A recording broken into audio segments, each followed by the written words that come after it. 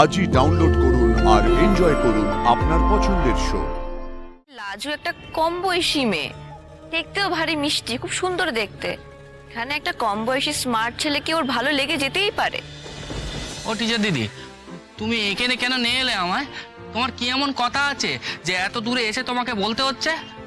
আমি তো বাড়িতে মিথ্যে কথা বলেই এলুম, কিন্তু এখন না আমার কেমন ভয় ভয় করছে। দেখো সুদেব, কথাটা তোমাকে আমি বাড়িতেও বলতে পারতাম, কিন্তু এই কথাগুলো এখন তোমার বাড়ির লোকে না জানাই ভালো। একদিকে ভালোই করেছো তুমি বলোনি যে তুমি আমার সঙ্গে দেখা করতে আসছো, কিন্তু সুদেব, এখনো তুমি সব বিষয় নিয়ে ভয় পাবে?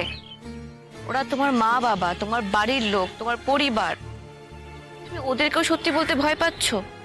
সে কেন ভয় পাই তা তো তুমি জানো টিচার দিদি। আমি বোকা হাবা বলে তারা সারাক্ষণ আমাকে নিয়ে ভয় ভয় তাকে।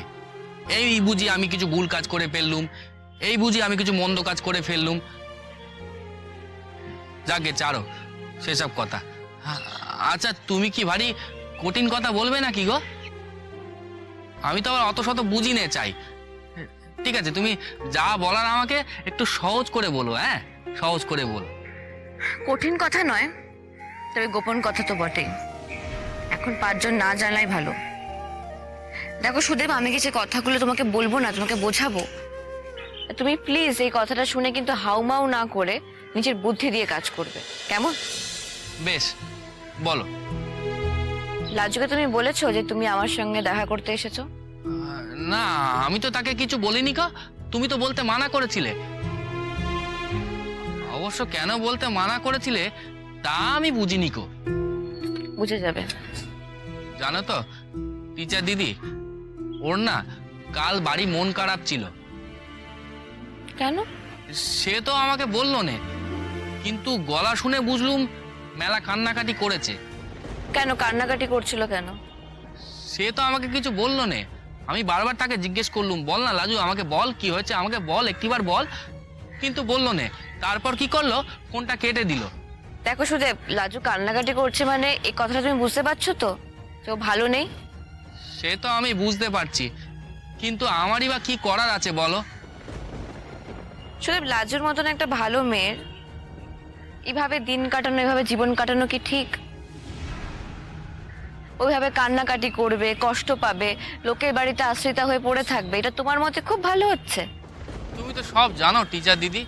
তুমি তো এতগুলো দিন সে বাড়িতে বাস করেছো, আমাদের সঙ্গে থেকেছো। তুমি আমার বাপ মাকে দেখোনি? তারা লাজুর ব্যাপারে কি ভাবে, তারা লাজুকে দেখলে কেমন করে তা তুমি দেখোনি? তুমি বলো কি করি আমি? তুমি আগে বলো তোমার নিজের কি ভাবনা লাজুকে নিয়ে? আমার ভাবনা?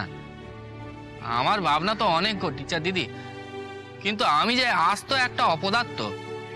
দেখো না, আমি ঠিক করে লেখাপড়াটাই করতে পারলুম না, মাধ্যমিক পরীক্ষাটাই দিতে পারলুম না।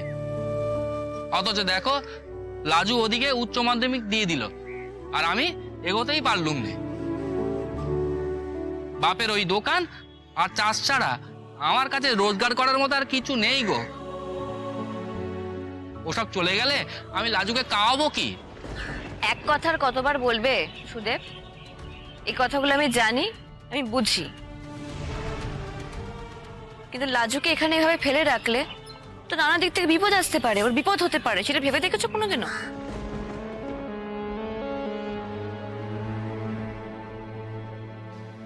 সে তার বিপদ আসবে নি আমি জানি। তুমি তো আছো তার সঙ্গে, সে বাড়িতে আছো তো। ও তো তোমার সৌর বাড়িতেই আছে। এই একটা ব্যাপার না আমাকে নিশ্চিন্তি করে রেখেছে।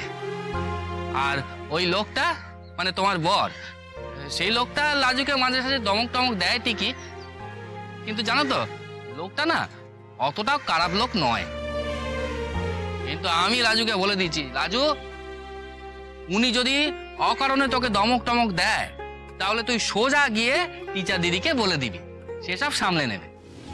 কি করে এই সরল মানুষটাকে আমি আসল সমস্যাটা বলি? একে তো বলতেও পারবো না যে লাজু অনুভবের প্রেমে পড়ে যাচ্ছে।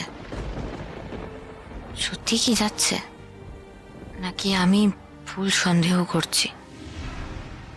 তবে লাজুর একটা দুর্বলতা তো আছেই অনুভবের প্রতি। সে কারণেও ওর এখন সুদেবের বাড়ি চলে যাওয়াই মঙ্গল। মোহটা ভাঙবে, কিন্তু সুদেবকে কি করে বোঝাবো অন্যভাবে বলতে হবে। মা যা বলেছে সেটাই বলে দেবো।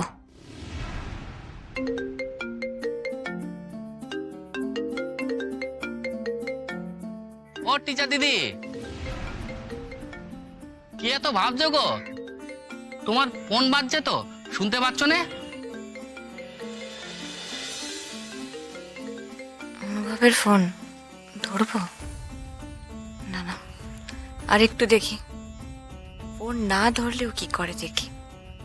আমি ফোন ধরবো না, ওকে আসতে হবে আমার কাছে। ও নিজে আসতে না চাইলেও I am sure or family হয়তো ওকে চাপ দিয়ে পাঠাবে আমার কাছে। যে কারণেই হোক, আসতে তোমাকে আমার কাছে হবেই অনুভব। দৌড়লে নে? জরুরি কিছু না।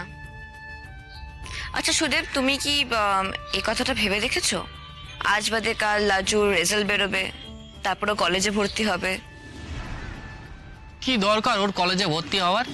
যেমন আছে তেমন থাক না। মানে সে কথা বললে কি করে হবে? আরে বাবা, ও পড়াশোনা করেছে, ও নিজের পায়ে দাঁড়াবে না, লোকের বাড়িতে বিনা মাইনের কাজের লোক হয়ে পড়ে থাকবে? আরে ও যদি পড়াশোনা করে একটা চাকরি জোটাতে পারে সেটা তোমার জন্যও ভালো। কে জানে ভালো কি মন্দ। ভালোই হবে সুদেব, পড়াশোনা করা তো ভালো। এবার দেখো, ও যদি এখানে থাকে তাহলে ও শহরের কলেজে ভর্তি হবে। এবার তাহলে ও শহরের জীবনের সঙ্গে পরিচয় শুরু হবে, ও সমবয়সী ছেলেমেয়েদের সঙ্গে বন্ধুত্ব হবে। ছেলে কেন? সে তো মেয়ে, মেয়েদের কলেজে লেখাপড়া করবে করলে। সেটা হয়তো এখানে হবে না সুদেব, কারণ এখানে কলেজে না ছেলেমেয়েরা একসাথেই পড়ে, কোয়েড, বুঝতে পারলে তো? আর ধরো এখানকার ছেলেরা না গ্রামের ছেলেদের মতো নয়। গ্রামের ছেলেরা মেয়েদের দেখলে দূরে দূরে থাকে, পালিয়ে বেড়ায়, কিন্তু এখানে সেটা নয়। এই শহরটা না ধরো একটা গোটা আলাদা একটা পৃথিবী। এখানে কালচারটাই আলাদা। এখানে এক ক্লাসের ছেলে মেয়েরা না বন্ধু বন্ধু হয়, গলা জড়াজড়ি করে ঘোরে। এখানে ওরা একে অপরের বাড়ি যায়, কখনো দরকারে ওরা একে অপরের বাড়িতে থেকেও যায়। এ আবার কেমন কথা? ছেলে মেয়ে গলা জড়াজড়ি করে করে? হ্যাঁ, সেটা খুব স্বাভাবিক এখানে, সেটা নিয়ে এখানে কেউ কিছু ভাবেও না। কিন্তু লাজু তো খুব সহজ সরল একটা মেয়ে, কোনো প্যাচখোঁচ নেই ওর মনে, খুব ভালো মনের মেয়ে। এবার এক একটা খারাপ ছেলে মেয়ের সঙ্গে ওর পরিচয় বা বন্ধুত্ব হয়ে যেতেই পারে।